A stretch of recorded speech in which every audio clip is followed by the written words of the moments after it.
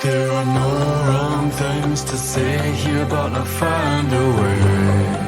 Hello and welcome along to 101 Part-Time Jobs. I've got Amelia Kidd from the Ninth Wave here with us today. The Ninth Wave, the Glasgow indie noir group. We recorded this a little while ago, just ahead of them releasing Happy Days. They've since released that EP and also Unhappy Days, which is remixes from the EP, and their latest single, Everything Will Be Fine, which is the song playing below this. Thank you so much for listening to 101 Part-Time Jobs. We've got a new rule here, and that rule is that if you're enjoying this podcast, if you're enjoying this show, saying the word podcast gets a bit tough, doesn't it? If you're enjoying this show, then you have to tell one friend. You have to text one friend and say, yo, I like this show, and people on it I think are pretty good, and there are some pretty good stories, and you should listen to it. So if you're listening to this and you haven't yet done that, then you have to do it. I'll find out if you don't. You've got to text one friend saying, I'm listening to Amelia Kidd from the Ninth Wave, the Glasgow indie noir band, tell some really interesting stories that I didn't know about them otherwise. So go ahead and do that to continue listening. Like I said, I'll find out if you don't, and we'll have to stop you from listening to it. Either that or Patreon, and we know which one's worse. Thank you so much for listening. Cheers to Signature Brew. Signature Brew have been brewing music-inspired beers since 2011. They've made beers with Mastodon, Idols, Slaves, Sports Team, a whole bunch of other bands, and you can order their beers if you live in the UK directly to your door with the voucher code 101podcast. You can get 10% off. All right, here's Amelia from the Ninth Wave. I hope you've texted your friend by now. Go well. Have a nice day. Cheers.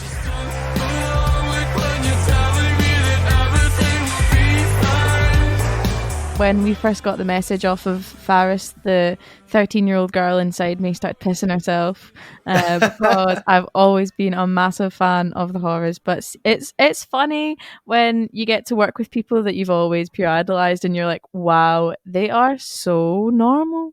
They are so nice and normal. It's such a funny process. How did that come about?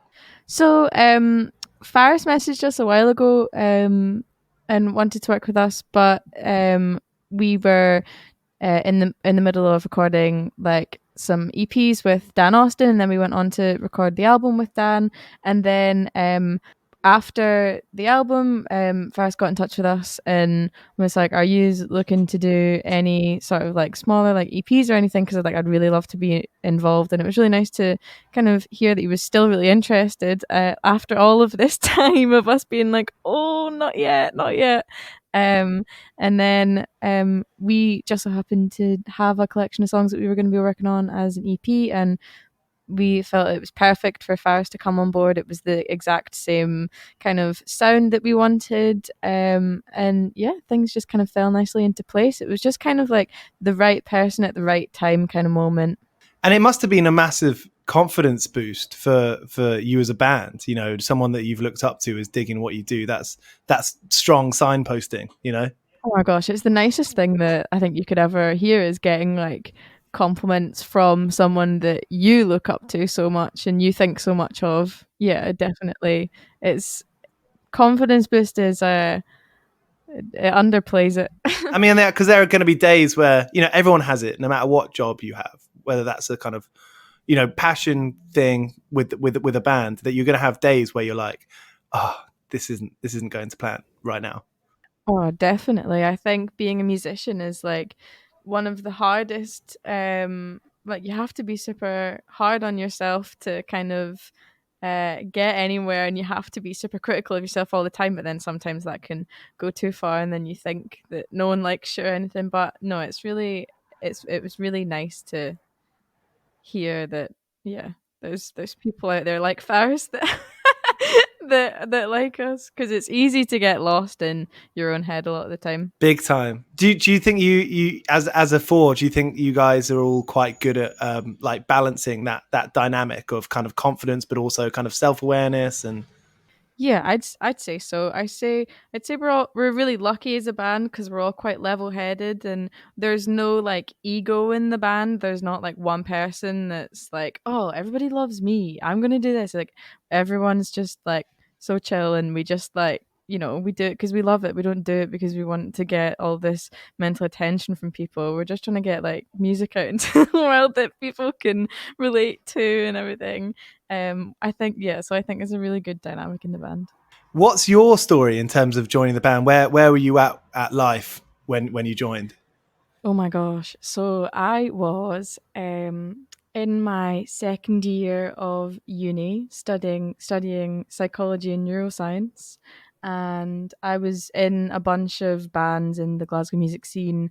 I was in this like Americana band playing drums. I was playing drums for this like singer-songwriter, and just like writing my own piano stuff on the side.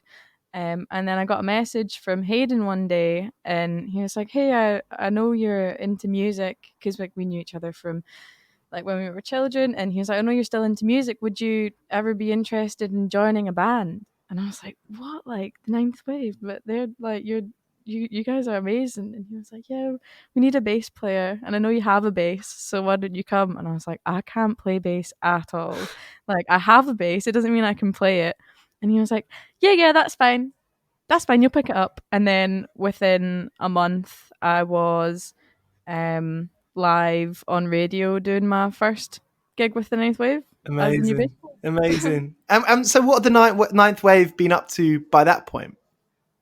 So they had just released the Reformation EP, and then I joined in the middle of the Never Crave Attention EP campaign.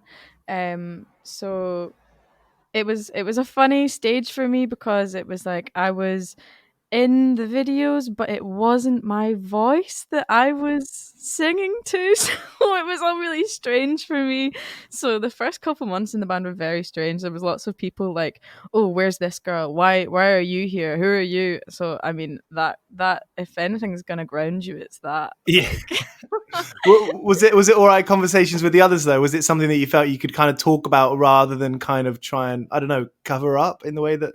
yeah, definitely. We were always very open about it. Just like people move on. Some people don't get on with each other. Nothing bad's happened. Like everybody's still fine, but this is for the best, and like we're just gonna move on as a band from here. And the only way is up. Watch us go. Right. I mean, so often you hear about your friends' bands getting into fights, and it's like it's so easy from the outside. But I think when you're in the middle of that, I think maybe I mean, like you said just then, you kind of have to just put on your like big person trousers and just get on with it. Yeah, definitely. And it's one of those things. It's like I I never there was I mean the Hayden, you could never have a fight with Hayden ever. Like it's impossible to fight with that man.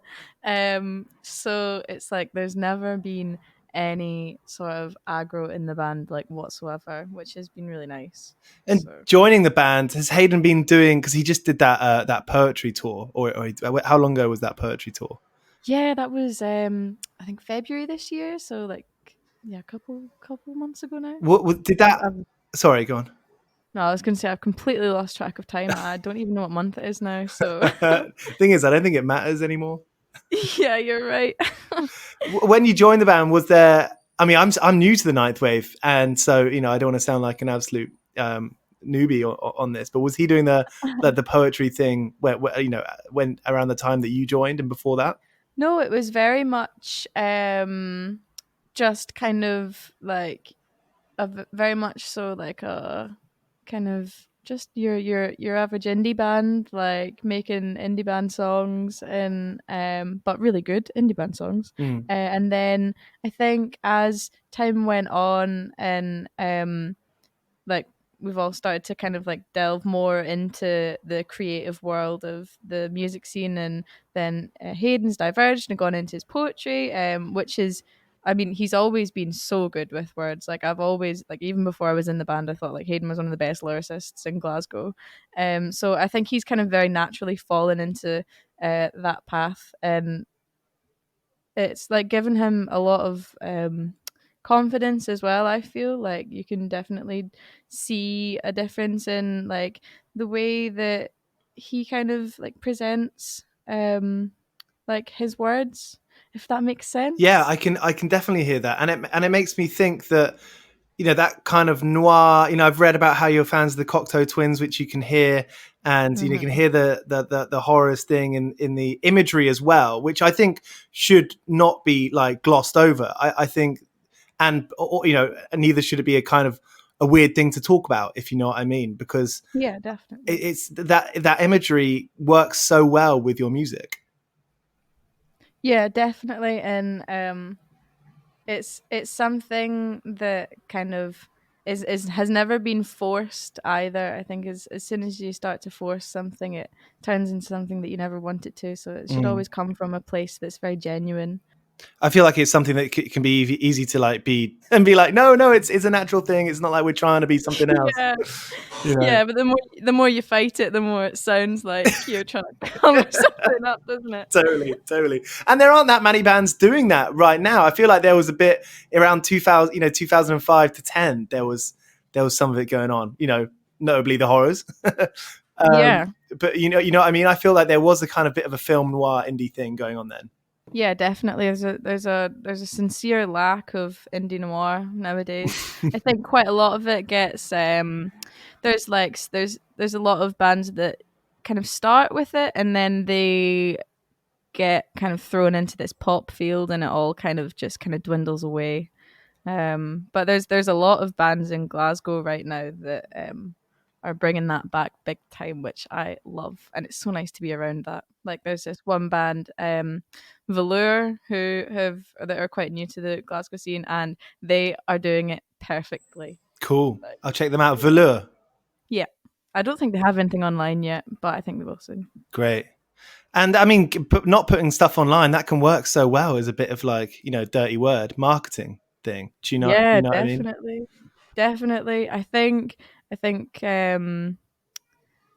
we're really bad at that. We just we have something and then we're like, oh, we need to share it with everybody. Everybody needs to hear this. Yeah. So yeah, we're not very good at that. Well, it's part of the it's in the job description now, isn't it? The whole online thing. I had a friend's band, great band called Big Nothing. They're a punk rock band from Philadelphia, and one of them just tweeted the other day, like, when you start a band 10 years ago, the last thing you'd think you'd be doing more than playing music is using your thumbs on your phone. Yeah, definitely. It's a funny thing where it's like it's more of a 24-hour job than I ever realized. It's like you actually never stop. But I love that about it because it does become your whole life, and if you love it, then you're never gonna work a day in your life. So it's like I love that about it. Because everything is so online nowadays, unfortunately. Like everybody lives in their own online bubble, and it's nice that you can be a part of so many people's bubbles, I guess. I mean, it's such a paradox, isn't it, in that sense? Because it should be the most, the biggest, connection of society, and it can kind of be the opposite in most of the time. Yeah, for sure. Definitely. I mean, it has its instances where it goes too far one way, and yeah, but I think what's good about this is like with the people that sometimes it does go like too far with, like, our music is very much so how do I word this? We connect with the introverts in the way that we write because we are very much introverts ourselves. And I think these people are sometimes the kind of people that would get caught up like in social media and like live more online than they would in real life. And in a way, it's nice for us to be able to connect to these people via these online presences and with our music or whatever, and maybe help them through some times that they're going through or whatever. So I think for that, even though it could go too far, there's also like pros that you can take from it as well.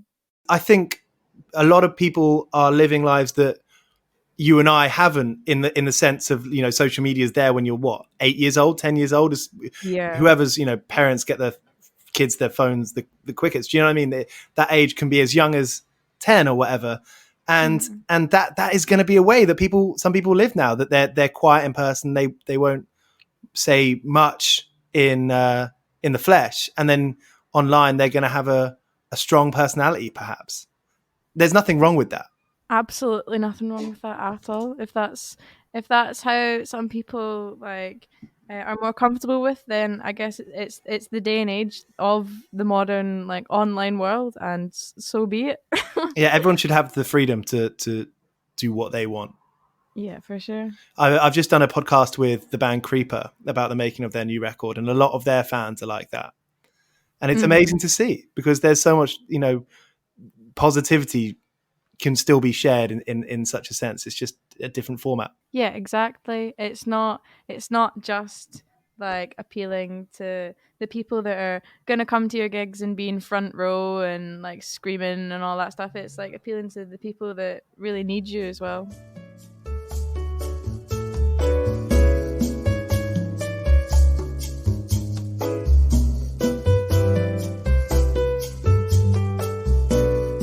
I mean, I'm very lucky in the fact that I have a job where I pour lovely latte arts in a coffee shop and make lovely sandwiches for people all day long. But if I get a call from my manager, then my boss is very understanding and he lets me go off and do what I want. And I'm really lucky to be in that position, because I know there's a lot of people working for like places or workplaces where they don't have that freedom, and it does kind of put this strain on them, and then they feel like they can't be a musician and have a job at the same time, because like they need something to pay the bills, and then they don't have time for this creative input or whatever. But I'm really lucky in the sense that I get to pay my bills and I also get creative freedom, and yeah, I'm in a really lucky position, I feel.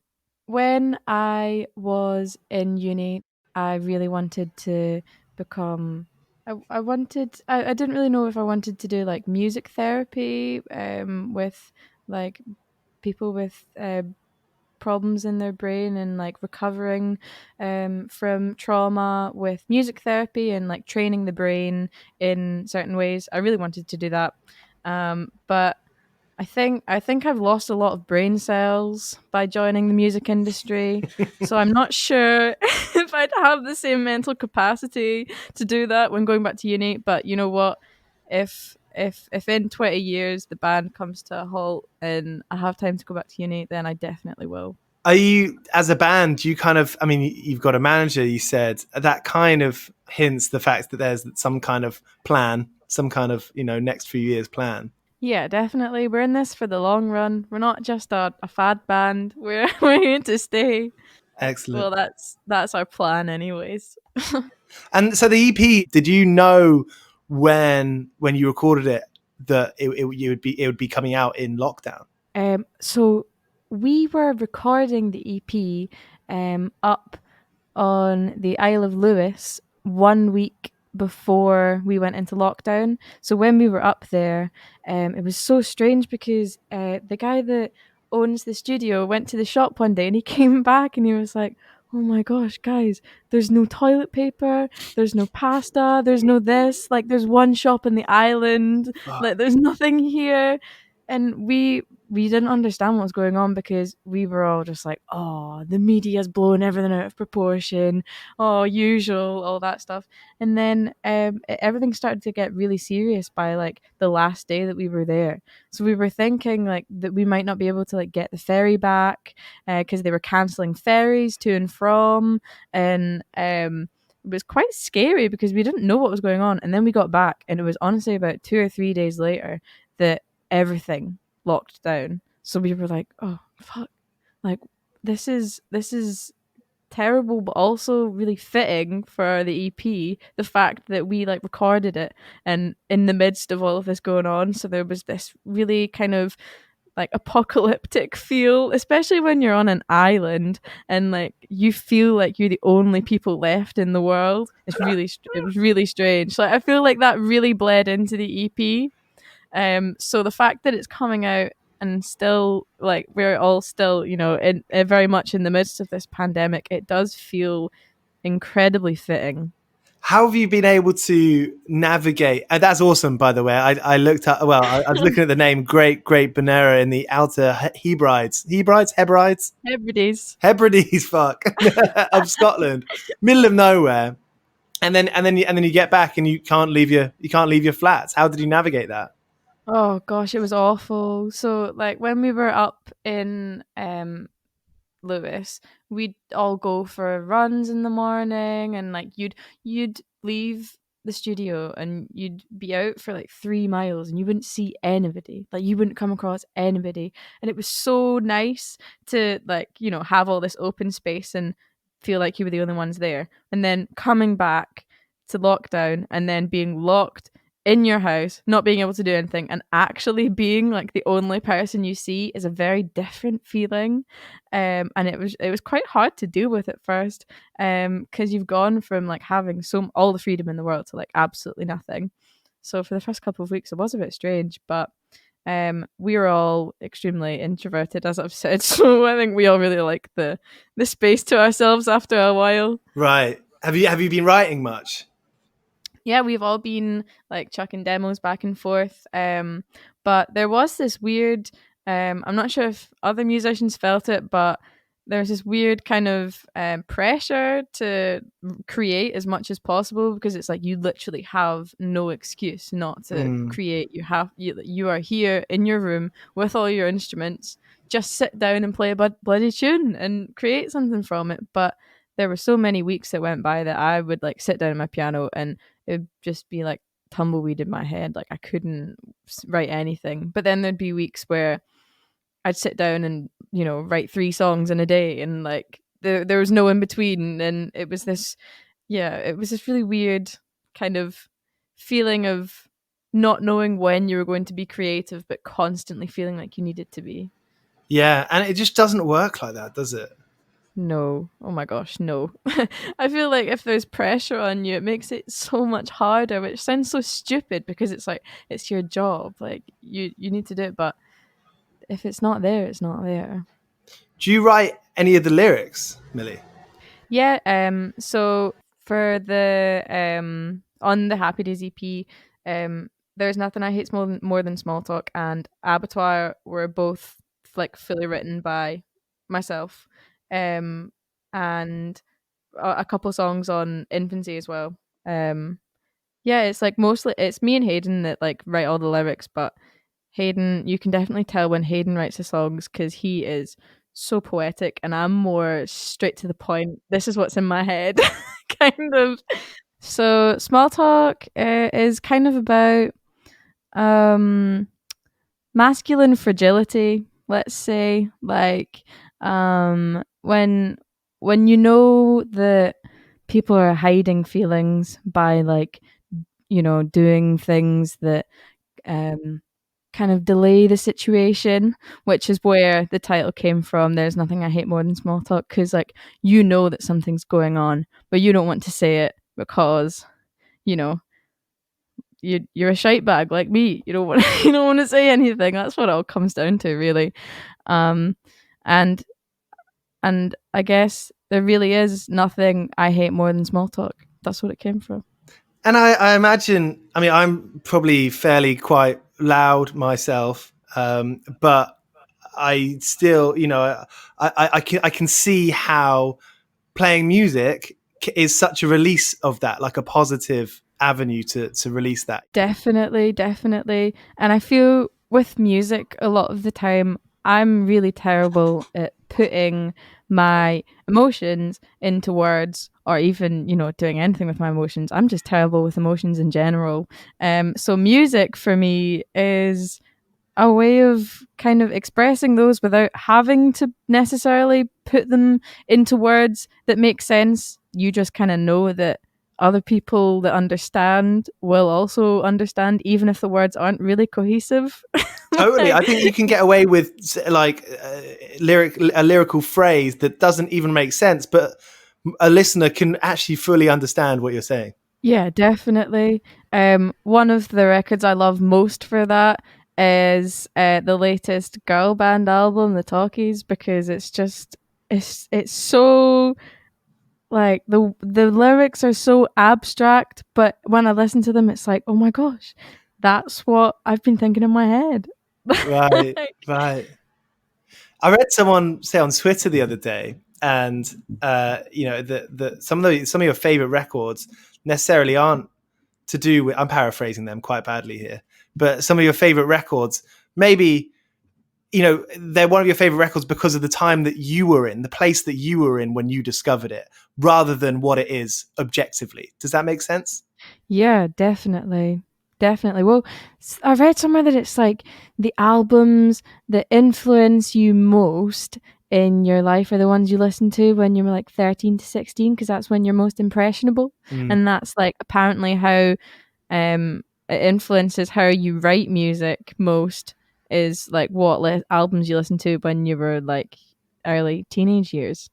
And I was like, thank God I had a pretty decent taste as a 13-year-old, or else my music would be absolutely terrible. Like, thank you, mom and dad, for like forcing me to listen to like the Cocteau Twins and like Nick Cave and all that, so that I had some like, you know, decent taste and wasn't listening to absolute trash. There is the tendency to kind of not try and search for music all your life, especially as you get older. You know, it can be quite hard to open yourself up to new music. Is that a fight that you... Oh my gosh, I am so terrible for that now. See, when I was younger, I was on the ball for music. Like, I was constantly finding new artists that I loved, and now I feel like I've really taken a step back, and now all I listen to is like music from the 50s and stuff that I feel like I completely bypassed when I was younger.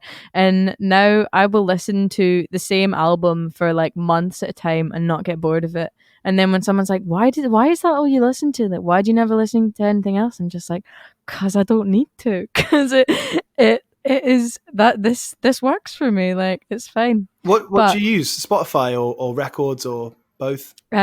So I love my records. I have quite a lot of vinyl records, but I do, for ease, use Spotify a lot of the time.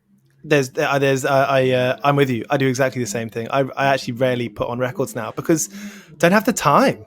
Yeah, I only really put on records in the morning when I'm getting ready. That's nice. I'll hook it up because I've got a nice system where like my record player is like hooked up to, like, I have Sonos speakers in my bedroom, so it's hooked up to them, which is really nice. So it doesn't feel like it's much of an effort, because it's not like, oh, I have to plug this in, I just get the record out, chuck it on, and it's like I would put on an album on Spotify. It takes the exact same time. You just get that lovely crackle, and then halfway through you've got to turn it over, which I love. Yeah, and that's the nice morning routine. Yeah, it's really nice. You can definitely, it's funny because I can definitely tell the change in my mood in the mornings when I like make the effort to do it, and then the mornings where I'm just like, oh, I'll just press play on this, oh, chuck this on and grab some breakfast. Like, the time that you take to, it's all about self-care, isn't it? And it all comes down to that. I'm awful in the morning, and me and my partner in the last few weeks, I think lockdown's absolutely got something to do with it, because, you know, anyone living with anyone else is, you know, obviously going to have two different work schedules a lot of the time. Mm-hmm. And it's been so important for me to be nice to each other in the morning, you know. Oh my gosh. Oh, it's brilliant to see you. We're going to have a lovely day. Yeah, I've been really lucky in the fact that like my partner, like we live together, and he's not had any work to do or anything, so we've had like the nicest time in lockdown I think we could possibly ever had. And like the fact that we like work has now gone back to normal, it's really upsetting, because you're like, oh gosh, these have been some of the best months of my life, and just knowing it's never going to be like that again. Like, we are back on the grind, like no more like, you know, putting records on for 2-3 hours in the morning, just listening to them. Like, gotta go back to work and face reality now. It really is nostalgia for yesterday, isn't it? It really is. It really is. You're back at you're back at the cafe then? No, not yet. So I am currently still being furloughed, which is lovely. I'm sitting on my arse and getting paid for it. Awesome. So that's the dream. Yeah. I kind of wish it could be this way forever, to be honest. But no, I'm sure I'll be back soon. But I'm just I'm loving all the time I have right now to, dedicate to songs, and maybe go back to songs and go back to demos that you maybe thought weren't good enough, and because you didn't have time to look at them and how to make them better. Having this time to really focus in on them and hone in on the good parts is it's been bliss. What's the next thing for the Ninth Wave after this EP? So we have been working on a ton of songs. We've just kind of been focusing on really perfecting the sound that we have, and especially because it has changed quite a bit from Infancy into the Happy Days EP, and we really just want to make it the best we can. So right now we are kind of, like, as I just said, like going through demos and thinking, like, having our best shit filters on and being like, is this good? Or have we just heard this too many times and now we think it's good? Like, doing that. So, maybe once we get to a place where we're really happy with the songs, who knows what could come next. Excellent. Thank you so much, Millie. It's been a great chat. No, thank you so much for having me. So there we have it. Amelia Kidd on 101 Part-Time Jobs. Thank you so much for listening. If you've enjoyed this episode, if you enjoy the podcast show, then please leave a review. Please subscribe and rate or review if you have the time. Anything like that you can do would be massively appreciated. Thanks so much again, and here's Sparrer. I've been working all day for me mate on the side, running around like a blue-ass fly. I've been working all day for me mate. Every bleeding minute I've been on the go, up and down the ladder like a fiddler's elbow. I've been working all day for me mate. This is a Mighty Moon Media podcast.